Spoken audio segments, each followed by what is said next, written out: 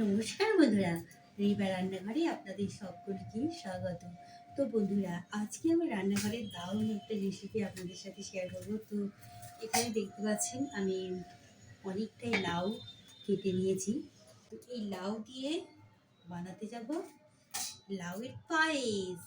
যারা মিষ্টি খেতে পছন্দ করে তবে এইভাবে যদি লাউ দিয়ে পায়েস বানানো হয় ভীষণ ভালো লাগবে। তো লাউয়ের পায়েসের জন্য আমি এখানে নিয়ে নিয়েছি লাউটা তো মেন, আর তার সাথে আমি নিয়ে নিচ্ছি এখানে কিছুটা গোবিন্দভোগ চাল। এটাকে আমি হালকা হালকা করে ভেজে নিয়েছি অল্প একটু ঘি দিয়ে। তো ভাজার পর ঠান্ডা করে এটাকে আমি বেটে নিলাম। এইভাবে বানালে দারুণ একটা টেস্ট পাওয়া যাবে। আর লাগছে লাউয়ের পায়েসের জন্য ঘি, আর আমি একটু এলাইচি দিয়ে দেবো ভেঙে। তো তাহলে বন্ধুরা দেখতে থাকুন আমি কিভাবে বানাচ্ছি। তো প্রথমে আমি লাউটাকে ছিলে নিচ্ছি। লাউটাকে এইভাবে ছোট ছোট করে ছিলে নিলে লাউয়ের পায়েসটা খুব ভালো হবে। লাউ আছে এইভাবে ছিলে দিলাম। তো ফাইনালি বন্ধুরা লাউটা এইভাবে ছিলে দিলাম। লাউয়ের যে জলটা আছে এটার সাথে আমি এইভাবে ছিঁকে দিচ্ছি।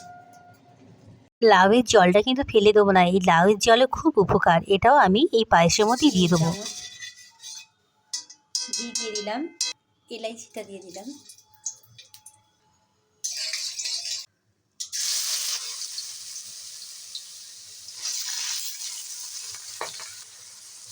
এবারে এটাকে গ্যাসটা জোর দিয়ে ভেজে নিতে হবে এখন।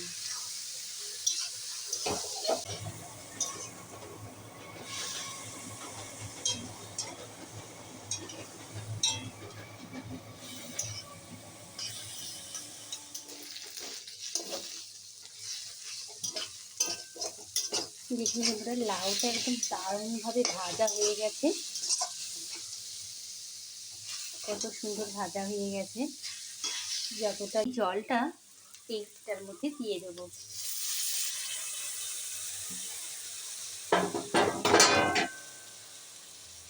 একদম কম করে এটাকে ঢাকা দেবো।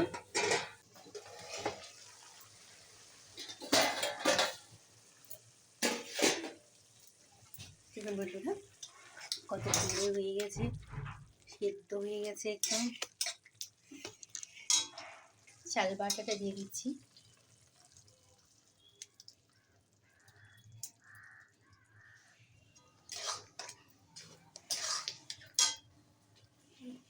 এটা দুধটা দিয়ে দিলাম।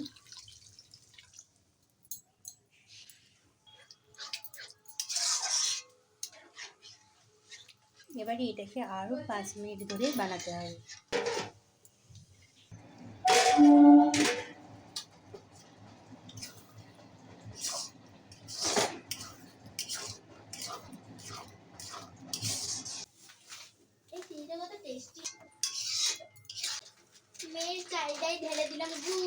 দিয়ে দিলাম একটু নারিকেল গুঁড়ো। কত সুন্দর বলবো কি আর লাউয়ের পায়েস পুরো রেডি বন্ধুরা। উপর থেকে দিয়ে দেবো অল্প একটু ড্রাই ফ্রুট। এটাকে ভালো করে ধুয়ে দিলাম। এখানে ড্রাই ফ্রুটটা একটু ভালো বের করে নিলাম।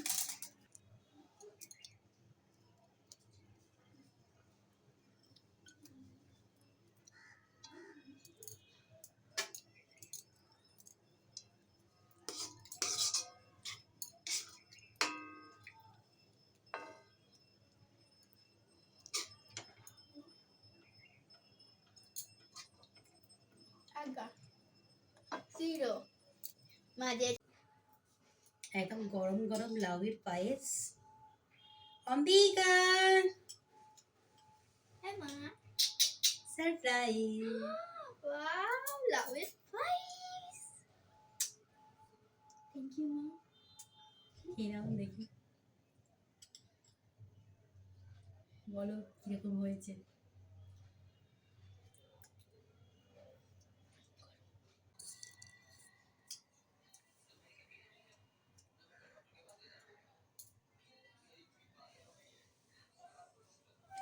আমি খাই আমার মায়ের হাত দিয়ে, আপনারাও বানান আর আপনারাও খান নিজের মায়ের হাত দিয়ে।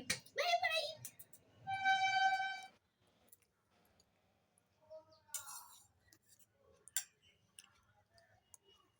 কেমন হয়েছে? ভালো আছে। ভালো হয়েছে? তাহলে পুরোটা খেয়ে নাও।